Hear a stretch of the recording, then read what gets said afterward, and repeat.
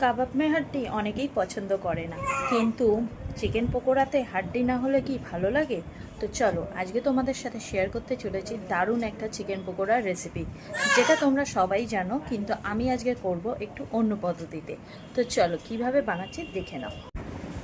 তো চলো আজকে তোমাদের সাথে শেয়ার করে নিচ্ছি চিকেন পকোড়া রেসিপি। তোমরা অনেকেই অনেক ধরনেরভাবে চিকেন পকোড়া করেছো, কিন্তু আজকে আমি করব একটু অন্যরকমভাবে। তো এখানে আমি একটুখানি বডি পিস দেখে একটু হাড় আর সলিড দেখে মাংস নিয়ে নিয়েছি। আর এখানে একটুখানি আমার বর বলেছিল স্টমাক মেটে পকোড়া খাবে, তাই ওর মতন একটা স্টমাক একটা মেটে নিয়ে নিয়েছি। তারপর এখানে আমি নিয়ে নিয়েছি মাংসটাকে ভালো করে ধুয়ে নিয়ে নিয়েছি 2 চামচ আদা রসুনের পেস্ট আর একখানা ডিম ফাটিয়ে নিয়েছি। এবার এখানে পরিমাণ মতন 2 থেকে 3 চামচ মতন আমি ভিনিগার দিয়ে দেবো। ভিনিগার দিয়ে দিলে মাংসটা তাড়াতাড়ি নরম হয়ে যাবে। তারপর এর মধ্যে দিয়ে দেবো 2 চামচ মতন সোয়া সস, এটা কিন্তু ডার্ক সোয়া সস আছে। 2 চামচ মতন এখানে ডার্ক সোয়া সস দিয়ে দিচ্ছি। তারপর এখানে দিয়ে দেবো তোমার রেড চিলি সস 2 চামচ মতন।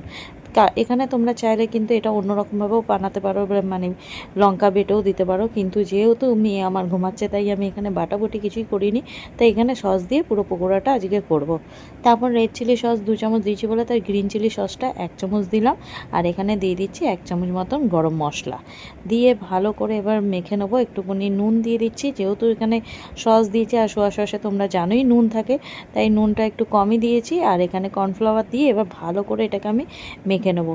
একটু গ্রেভি টাইপের মাখবো, কেন কর্নফ্লাওয়ার তো একটু পরে কিন্তু ওটা টাইট হয়ে যাবে।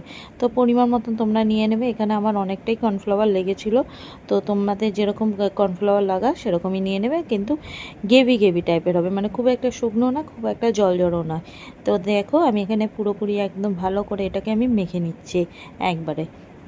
তো এই যে মাখার টেক্সচারটা দেখতেই পাচ্ছ, এরকমভাবে একদম ভালো মতন মেখে নিয়েছি। তো এবার এটা আমি কড়াইতে, তোমার ননস্টিক কড়াইতে সাদা তেল গরম করতে দিয়ে দিয়েছিলাম। সেটা গরম হয়ে যাবার পাত্রই ফ্লেমটাকে লো ফ্লেম করে এবার এক এক করে পকোড়াগুলোকে আমি ভেজে নিচ্ছি। এই যে, তো এবার এক এক করে পকোড়াগুলো ভেজে নেবো। ফ্লেমটা কিন্তু লো ফ্লেমেই রাখবো, নাহলে ভেতরটা কাঁচা থেকে যাবে আর তলাটা তোমার জ্বলে যাবে। তো এক এক করে আমি সব কিছু কড়াইয়ের মধ্যে দিয়ে দিচ্ছি। তারপরে তোমার এটাকে একটুখানি মিনিট 5 মতন ভেজে নিয়ে তারপর আমি এটাকে উল্টে দেবো। তো দেখো এখানে ভাজা হয়ে গেছে, এবার আমি এটাকে উল্টে দিয়েছিলাম। একটু উল্টে দিয়ে দেখো এটা ওপরটাও লাল লাল হয়ে গেছে। এবার ভালো করে লাল লাল করে নিয়েছি, এপিট ওপিট ভালো করে আমি ডিমে আছে ভেজে নিয়েছি। এবার আমার ফাইনালি পকোড়া আমার রেডি। এবার আমি এটা প্লেটে তুলে নেব। দেখো এই রেসিপিটা তোমরা অনেক রকমভাবেই বানাতে পারবে, আর পকোড়া তোমরা সবই জানো, কিন্তু যেহেতু এই যে বললাম আমার মেয়ে আমার ঘুমাচ্ছে, তাই এখানে কোনো বাটাকুটি দিয়ে আমি রান্না করতে পারলাম না, তাই আজকে সস দিয়ে পুরো পকোড়াটা আমি করলাম।